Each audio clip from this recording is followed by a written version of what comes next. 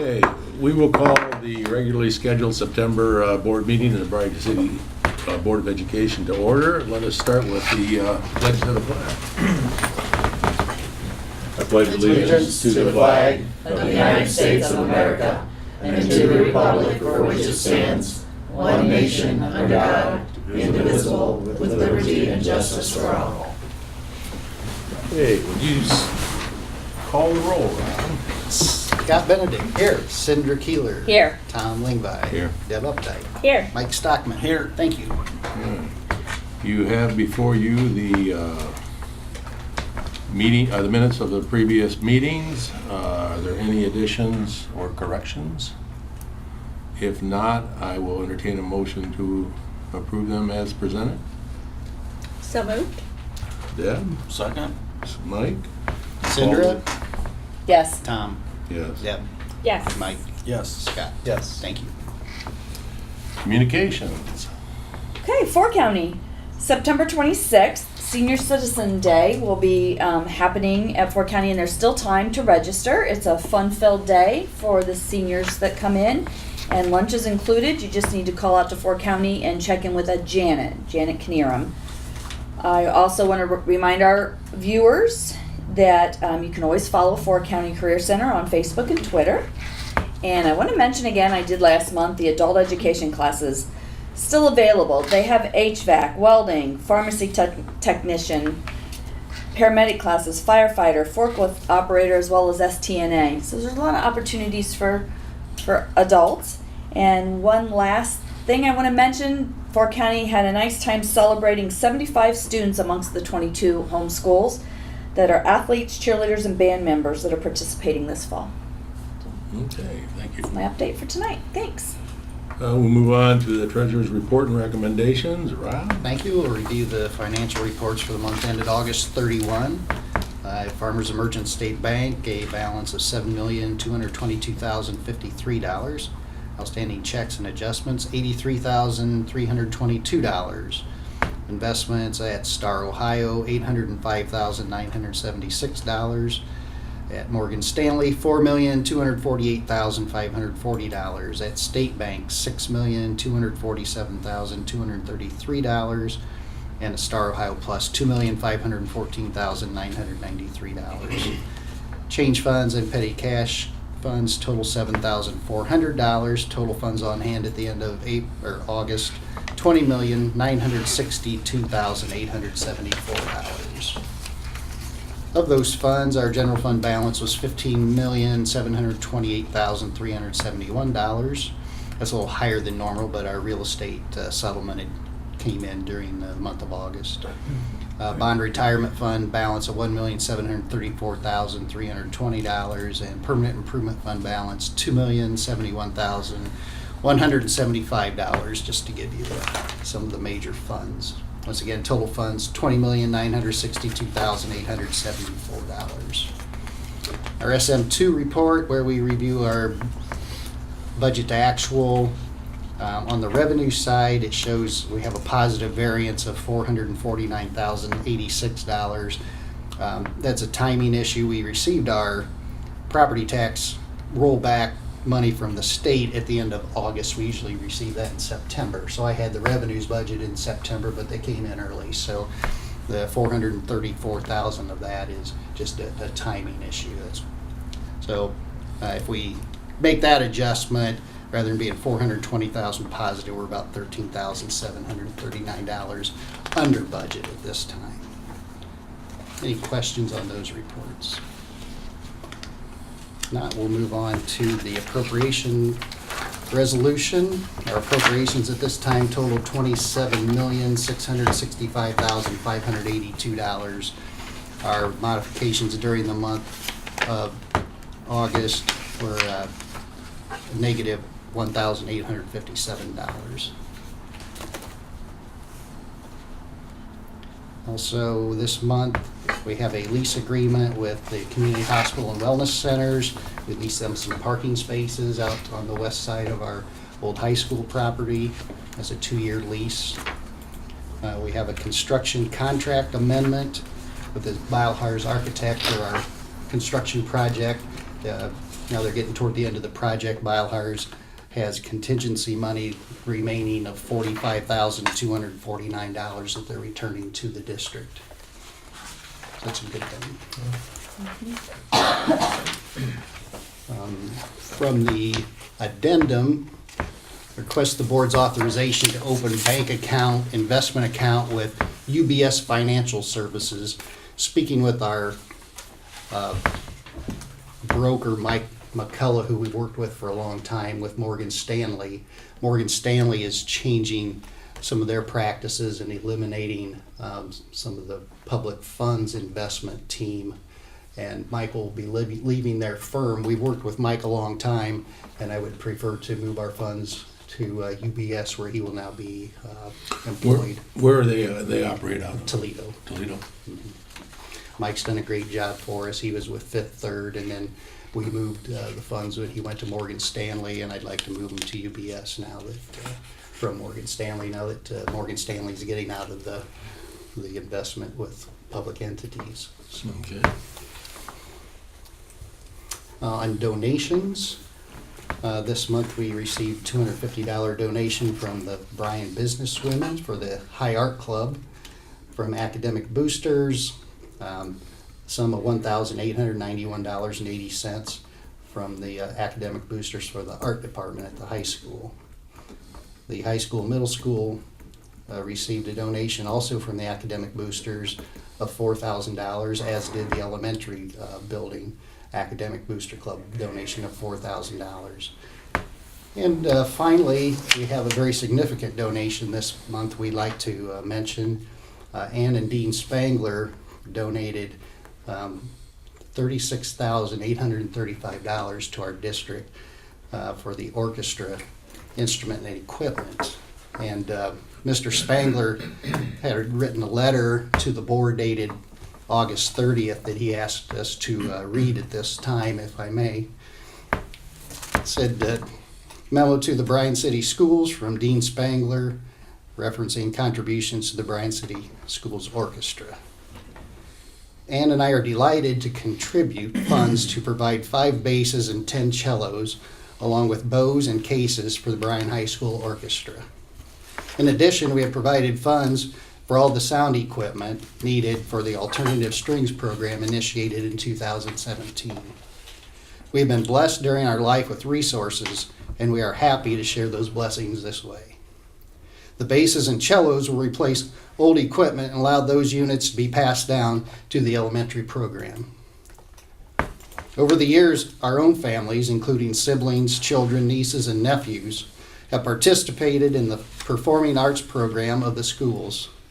Moreover, throughout our community, hundreds participate and are enriched each year. In the early 1950s, Bryan School Superintendent Howard Rogie hired John Hartman as band director. Mr. Hartman and Mr. Rogie then hired Cy Daly as orchestra director, which formed the first high school strings orchestra in the state of Ohio. Cy, John, and their wives Fritzy and June were energetic, inspiring forces who built the performing arts in the Bryan schools over a period of decades into a wonderful experience for thousands of students. That tradition of excellence has been nurtured by many and continues to this day. I personally believe the lessons I learned from John Hartman in the Bryan High School Marching Band and from Cy Daly in the Bryan High School Symphonic Orchestra were responsible for much of my success in business leadership. John's insistence on practice, practice, practice, and perfection in leading 100 teenagers down the field with unity and consistency was pure leadership. Similarly, Cy's passion, excitement, and dedication to the goal of his string performance was inspiring. Finally, they always outworked everyone else.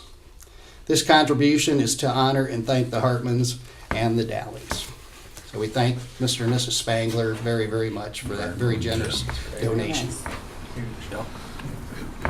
That concludes my report. Thank All you. right, thank you, Rob. If there's no questions, then I will entertain a motion to approve the treasurer's reports and recommendation. Also move.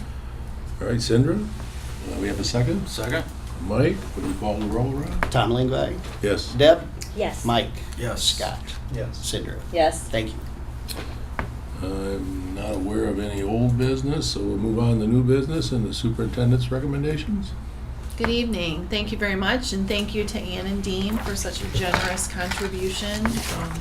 Really think that that will make an impact on kids today as well as into the future. Under administrative recommendations, we have approval of the following student who has met all graduation requirements for Bryan City Schools and the state of Ohio. And China Zaleski will be graduating effective today, September 17th. So we congratulate her and wish her the best in her future plans. You have in front of you an agreement with the University of Toledo. We are hosting a school psych intern, a first-year intern in our school psych program. This agreement has been reviewed by our attorney and approved. And this will be for a one-year program for this student, but the agreement lasts longer in case we were to get students in the future. And that's really important as we're trying, school psych is a very critical area of need. So anything we can do to help create and nurture these students, we want to participate in that. You'll also see in front of you a Sylvan after-school instruction agreement. We have some third grade students that did not pass the third grade reading guarantee for the state of Ohio. And because of that, we have to offer outside tutoring through our school system in partnership, and we've decided to partner with Sylvan. So thanks to Karen Cox, who did a lot of the groundwork on this, our students will be offered a 6-week tutoring session through Sylvan. It'll be offered here on our school campus. And again, that contract has been reviewed by our attorneys and approved. Also on the addendum, you'll see approval of a contract with CHWC Auxiliary Services for Fountain City Christian School. This is a federal grant that we run through that pays, in this case, for occupational therapy services for students who attend Fountain City Christian School. So we approve it, we manage that fund, but the services are provided to those students. Under commendations, we have, we just held our Academic Excellence ABC Breakfast Award ceremony, and thank you for those board members who could attend. So you have the students listed that were recognized at that event. All right, thank you, Mrs. Savage. Are there any questions? If not, I will entertain a motion to approve the superintendent's administrative recommendations as presented in the regular agenda as well as the addendum. So moved. Okay, Deb and Mike, you second? Deb? Yes. Mike? Yes. Scott? Yes. Cindra? Yes. Tom? Yes. Thank you. Under personnel recommendations, we have new classified personnel. Dana Anderson is a pre-K to 5 one-on-one aide, 5.5 hours a day, 0 years experience, effective September 4th. And Tom Hall, bus driver, 3.5 hours per day, 9 years of experience, effective August 27th. Internal transfers of classified staff, Kathleen Ottenweller to PM preschool one-on-one aide, 5.25 hours Tuesday through Friday, effective August 23rd. Emily Sammons, PM preschool 2-on-1 aide, 4.5 hours per day Tuesday through Friday, effective August 30th. Kim Hissong, 6 to 12, in-school suspension aide and cafeteria, 4.75 hours per day, effective September 11th. And Victoria Jennett, 6 to 12 study hall aide and PM bus aide, 5 hours per day, effective September 17th. I'm recommending Val Plauk as a mentor teacher for our 4 to 5 self-contained middle school position. We have a change in hours because of an additional bus route that needs covered. Jennifer Andrews increased to 6.75 hours per day, effective September 14th. And Nancy Michael increased to 7.25 hours per day, effective September 12th. Under certified classified substitutes, I would like to pull out of that list Jennifer Stratton for a separate motion. So I'm going to pull Jennifer out. I'm recommending all other certified and classified substitutes that you see listed there. Volunteers for our Bryan Elementary Golden Bear Running Club. What an amazing response we've had to this, not only in terms of volunteers, but also in terms of students who are interested. So you see the list there, plus I'm going to pull from the addendum and add Tracy Cook to that list as well. Resignation, we have Paula Memmer-Kreitz as in-school suspension aide effective September 7th, and Lauren Rualis, pre-K to 5 one-on-one aide effective August 23rd.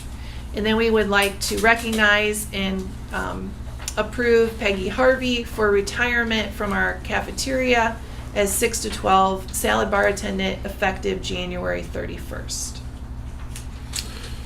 All right, are there any questions? If not, I will entertain a motion to approve the superintendent's recommendations on personnel, both in the agenda and on the addendum. So moved. All right, Deb? I'll second. Sandra, would you call the roll, Rob? Michael, Yes. Scott. Yes. Cinder. Yes. Tom. Deb. Yes. And then I would like to recommend for approval Jennifer Stratton as a certified classified substitute. Okay, do I have a motion? So moved. Deb, do you have a second? Second. Mike, would you call the roll, Rob? Scott. Yes. Cinder. Abstain. Tom. Yes. Deb. Yes. Mike. Yes. Under points of information, the big news this week is the release of the state report cards. I'm going to defer to Mr. Bassett's report. He's got the full rundown on that. Next board meeting is October 15th at 7 p.m. here in the conference room. Capitol Conference is November 11th to the 13th in Columbus. LPDC meeting is to be determined, and the next Business Advisory Committee for our local committee is November 29th at 7 a.m. I would like to try and look at calendars to schedule a work session for the last week of October, if that would be possible.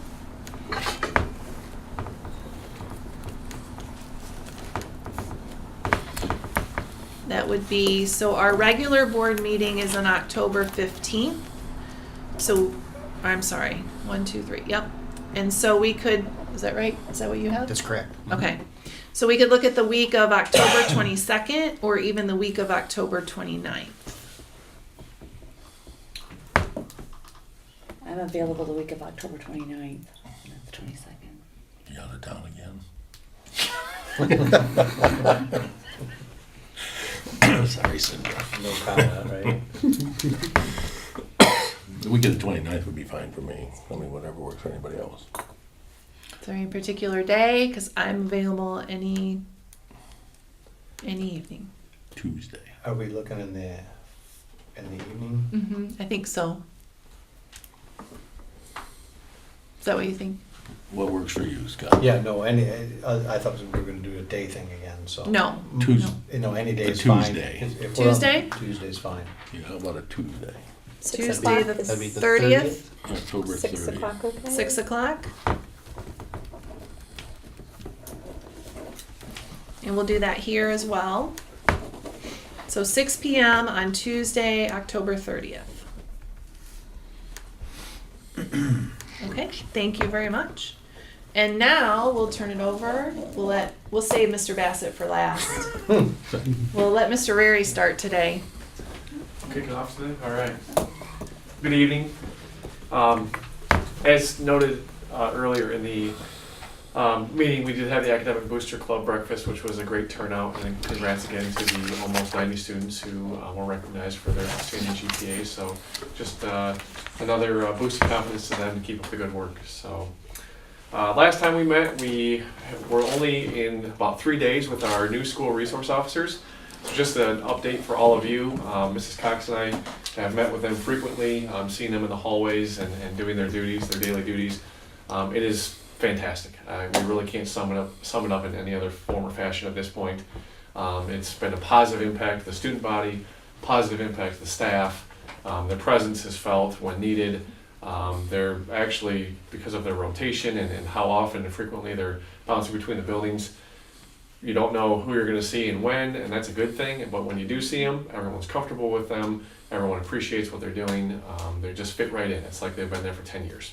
So it's just been an outstanding addition. So just a kind of a month-in update for all of you on that whole process. Mark, have they been needed at all for anything other than?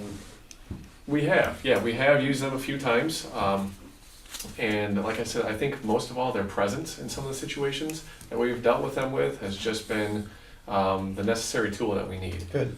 If something starts to escalate into a manner, which just have that physical presence, or even the knowledge that they have on certain topics regarding the law comes into play, and they can convey that when needed. And so it's been really nice. Great. So, yeah. Good deal. We are busy, and I know we're going to talk about grade card, but we're in the thick of things. We're a month in. It's actually, we just hit midterm just a few days ago. So just a curriculum update for you at our level. We've always been striving for the goal of that college and career readiness.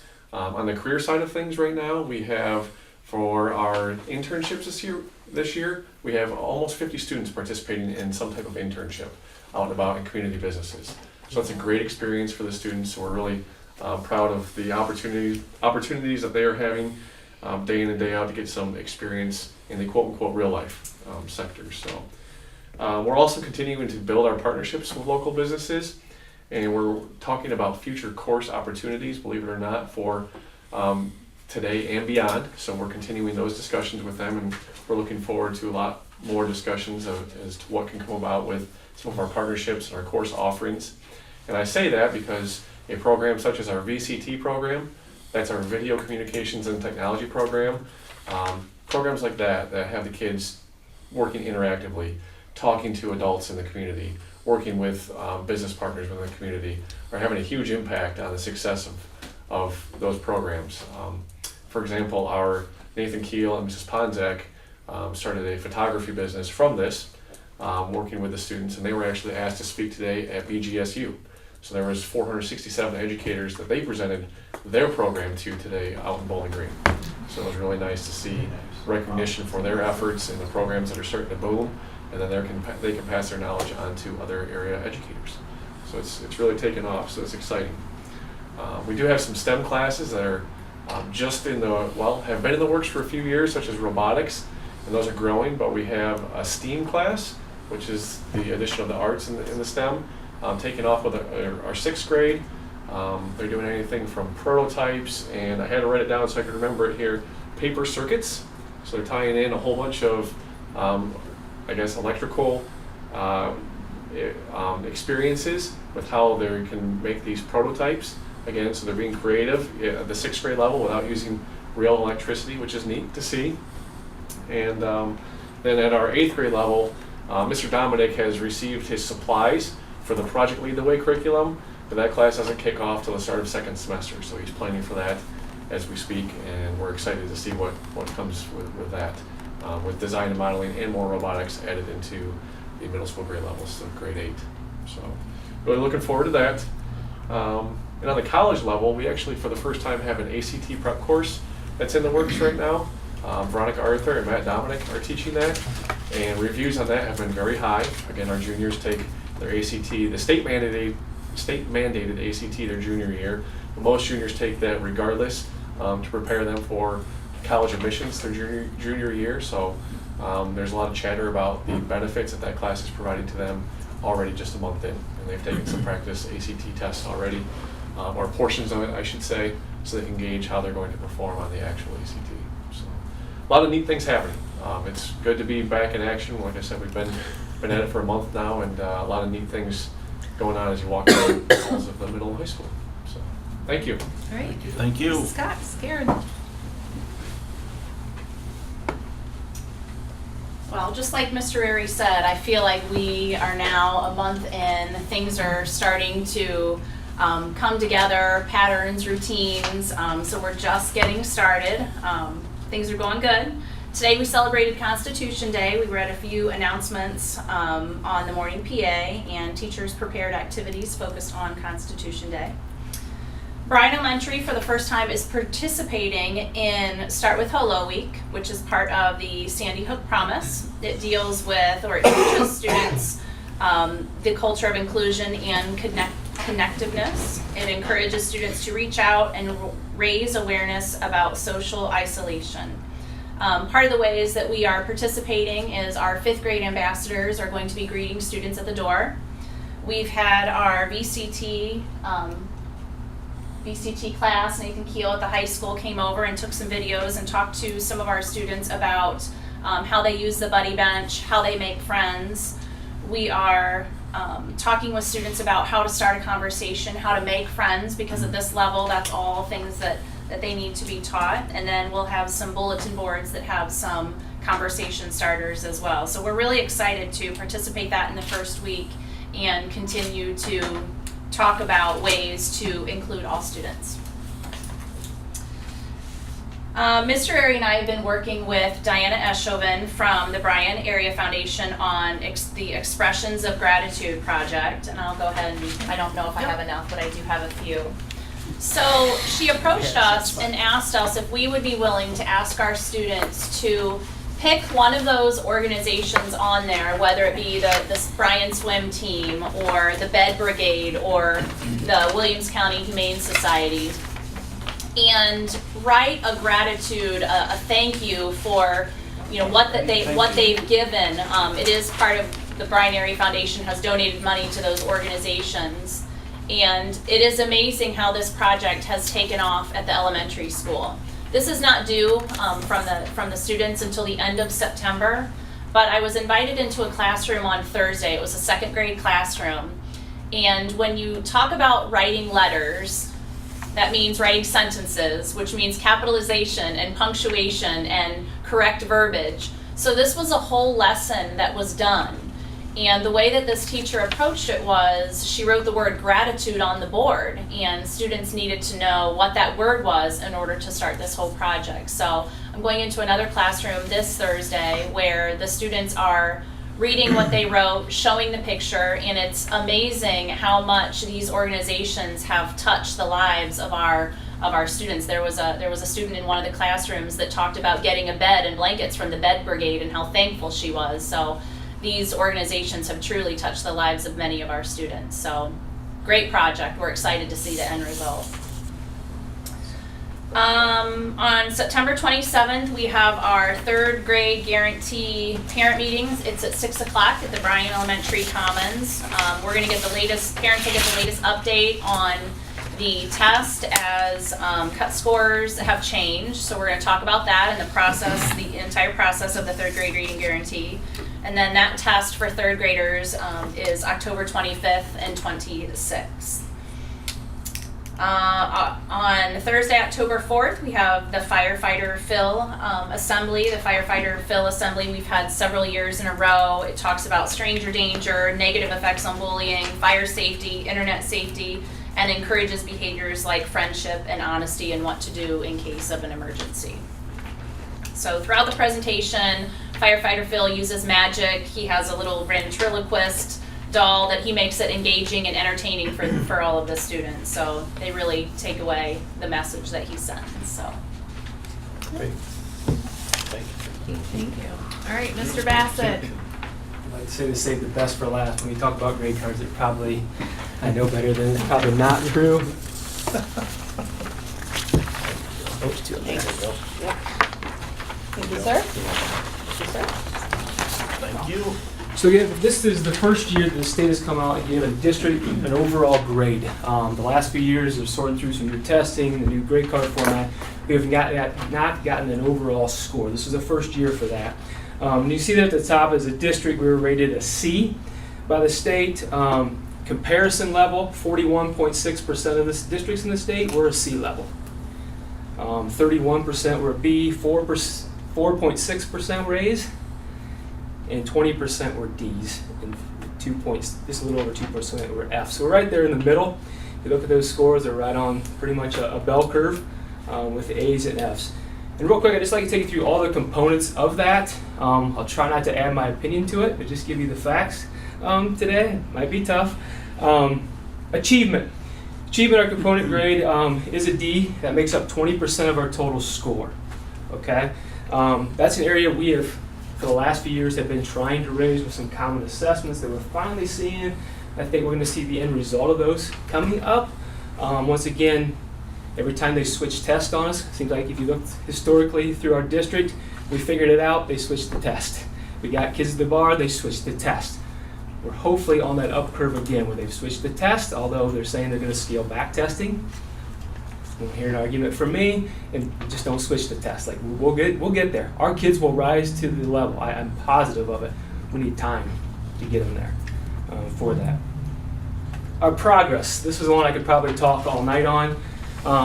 For those of you on the board last year, this score is inaccurate for us. The state knows it. We know it. There's nothing we can do. And really what it entails is this is a 3-year average of your kids' scores on how are they growing. Okay? And it's based on your IRN number from the state. When we moved into the new elementary, the state made us take the old middle school IRN. So that looks like it's still middle school scores.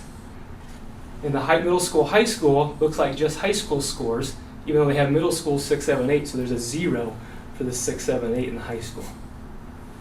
We get no credit for that. It's just, I called last year, said this can't be right. They said, you're right, it's not right, but there's nothing we can do about it. It'll figure itself out in 3 years, and we're stuck with scores for 3 years. We're in year 2. I know.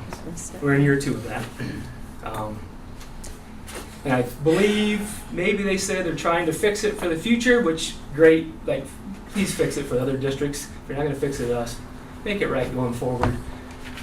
I don't know, we'll have to find some other districts that are in that same boat. But I've talked to some other districts in the area that were in the same situation, and they said, yep, plan on it for 3 years. And it'll turn itself around.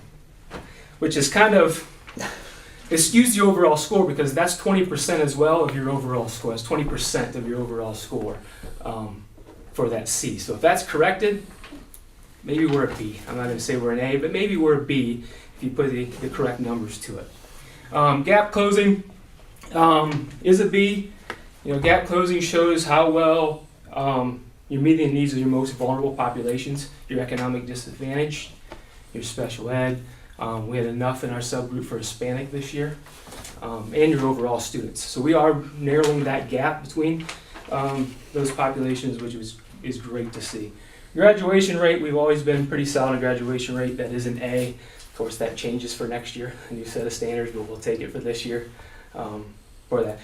Improving at-risk readers, we're a C. I was kind of surprised about that because if you look at our third grade reading guarantee, we're about 96%.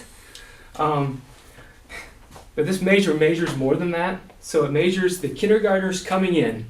Are they on track or off track? Which we have no really say in that.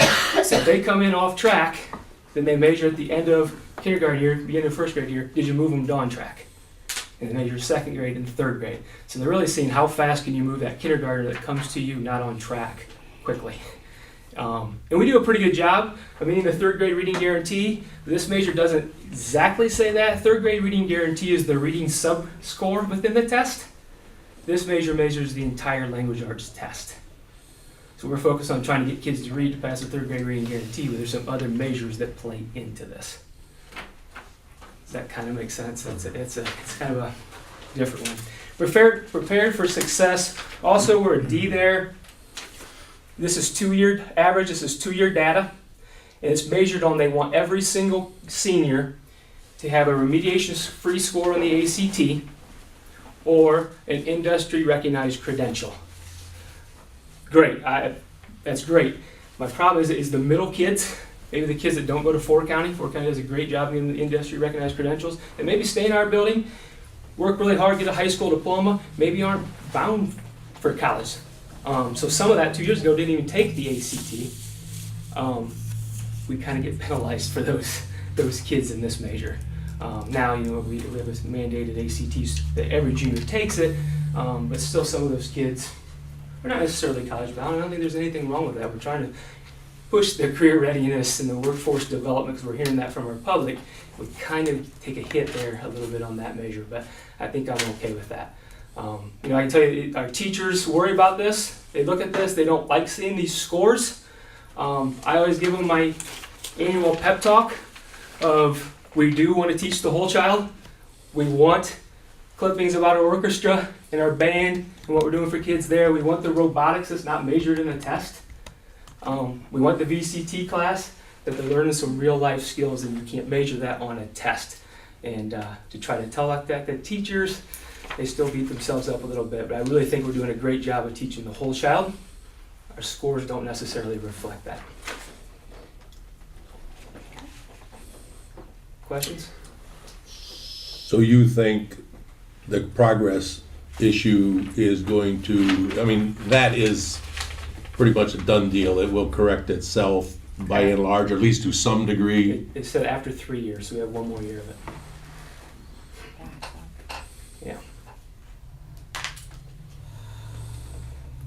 Yeah. Are you able to compute on some type of an adjusted basis, or is this so convoluted that you just have to rely on them to give you the information? Yes, there's, yeah. Okay. It would be, you'd have to have someone a whole lot smarter than I am in stats to compute that. I mean, it's a, Fair enough. yeah, no, I would not feel comfortable even trying that. And the state hires Battelle for kids to Yeah, compute no, I that. understand. Is there much to be learned from looking at trend lines? If we look at where we were last year compared or the year before Yeah. to this, can we see some things? We do, and we look at that every year with teachers, okay? I sit down, for instance, 6th grade writing is kind of, I'm not picking on them, just one of the areas that, hey, we need to shore this up. So I sat down with the 6th grade language arts teacher and said, here's the strands of writing we're not doing so well when we look at individual questions. It's the first year we've had that for language arts. Usually for language arts we got, here's your test scores, that was it. Now we can see on question 34 of the test, we know what that question looked like, but we know what standard it came from, and we can see how our kids did on that. So we spent some time looking through that and saying, okay, from year to year, which we've only had 1 year of data for language arts, so next year we'll be even more, but let's look at this year. If our kids didn't score well on this strand, and there's multiple questions, one might be a tougher question, what do we need to do? How are we going to fix that? So we do look at some of that trend things. I always caution teachers on looking from trend data from, 4th grade scored this way this year, now I have new crap of 4th grade, and they scored this way.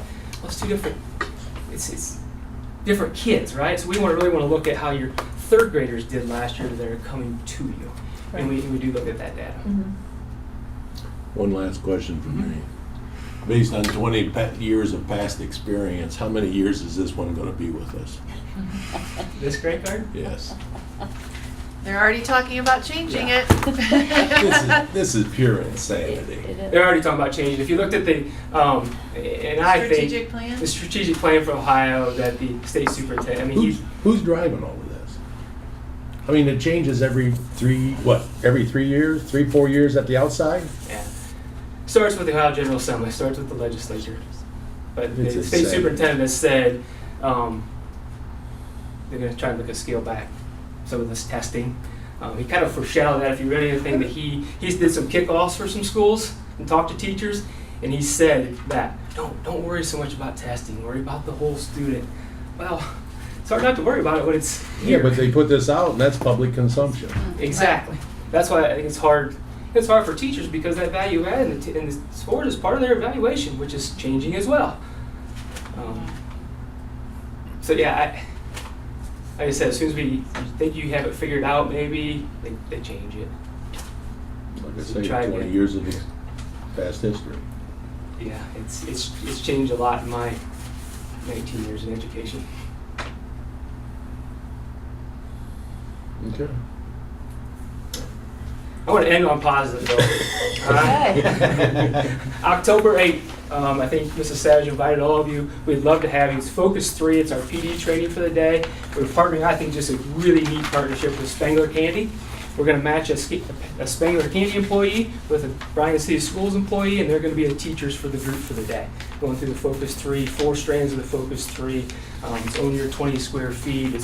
It's pressing pause, discipline within, kind of how to manage your reactions to events. So I think it's really neat. We're going to reciprocate that. Spangler hasn't figured it out yet, but we're going to reciprocate that. We're going to go in and try and train their entire factory. 2nd shift, 3rd shift, 1st shift, the whole thing. And I think that's really neat for our staff members to be in front of their employees. So I'm really excited about that. Hope everyone that can make it, please come. We'll get you in a group and Hope you learned something. Okay. Thank you. Okay, thank you very much. All right, we have a need to go into executive session under item A, the appointment, employment, dismissal, discipline, promotion, demotion, or compensation of an employee, or the investigation of charges or complaints against an employee, official, licensed, or licensee, or student. Do I have a motion? So moved. All right, Deb, I'll there's- second that. or, Scott, Mike, call the roll. Cindra, Yes. Tom, Yes. Deb, Yes. Mike, Yes. Scott. Yes. Okay.